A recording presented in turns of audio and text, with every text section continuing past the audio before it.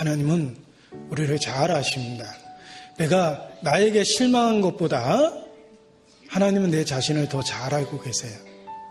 우리의 체질을 아시고 우리가 진토임을 기억하십니다. 내가 너무 늦게 내 자신의 실체를 발견했기 때문에 나에게 실망할 수 있습니다. 내가 정말 그런 수준인지 잘 몰랐거든요. 벌레 같다 그랬죠? 구더기 인생이라고 그랬죠? 내가 주 앞에 이렇게 우매무지한 짐승이 오나,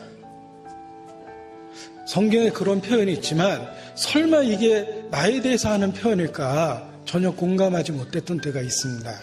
그런데 어느 날 정말 벌레 같고 만물의 찢기 같고 주 앞에 우매무지한 짐승 같고 구더기 같다라는 사실을 알게 돼서 내 자신에 대해서 놀래고 당황했던 때가 있는데, 놀라운 건 주님은 당황하지 않았다는 겁니다. 왜냐하면 그런 나를, 나도 몰랐던 나를 정확하게 알고 있는 상태에서, 그 상태에서 그곳에서 하나님의 아들이라 불러주셨기 때문입니다.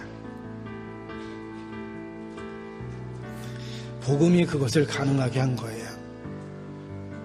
때로 자기 자신의 참모습을 너무 늦게 발견하고 자기에게 실망할 때가 있습니다. 그러나 주님은 결코 우리에게 실망하지 않습니다. 다 알고 이미 그 상태에서 받아주셨기 때문에 그렇습니다. 베드로가 그러했습니다. 내가 주와 함께 죽을지언정 결코 주를 부인하지 않겠나이다. 베드로의 진심입니다. 그러나 베드로는 자기가 얼마나 연약한지는 잘 몰랐어요. 예수님은 알고 계셨습니다. 내가 오늘 나를 닭이 2번 울기 전에 3번 부인할 것이다. 그날 밤 베드로는 예수님이 말씀하신 것처럼 면전에서 예수님을 부인하고 저주합니다. 스스로도 놀랐을 거예요.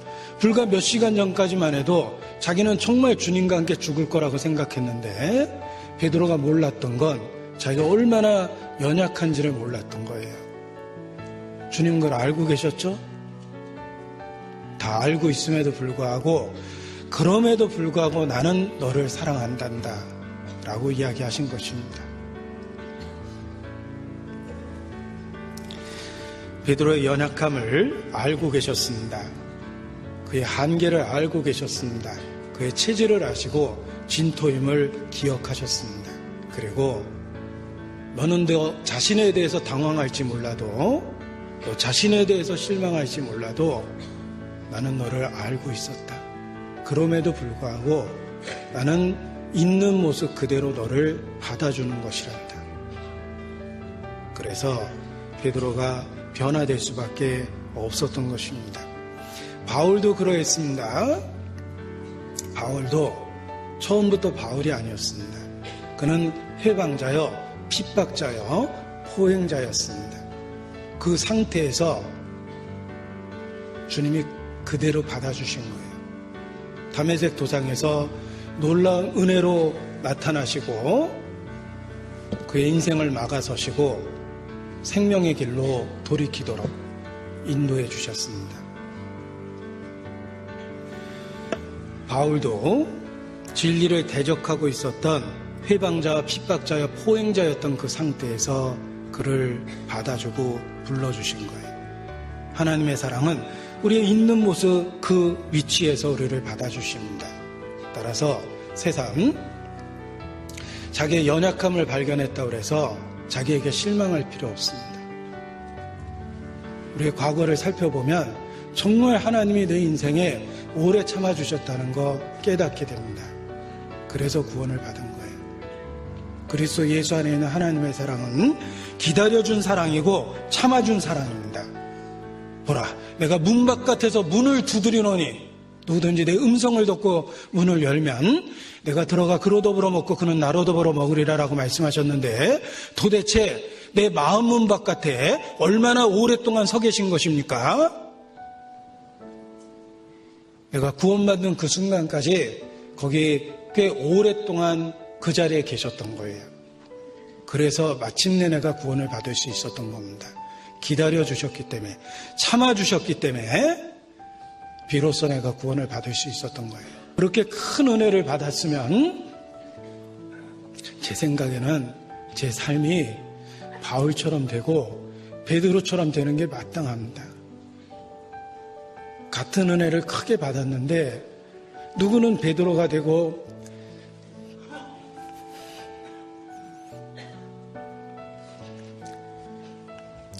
누구는 바울이 됐는데 나는 여전히 연약함을 핑계대고 이게 원래 내 모습이라고 그렇게 핑계대곤 합니다.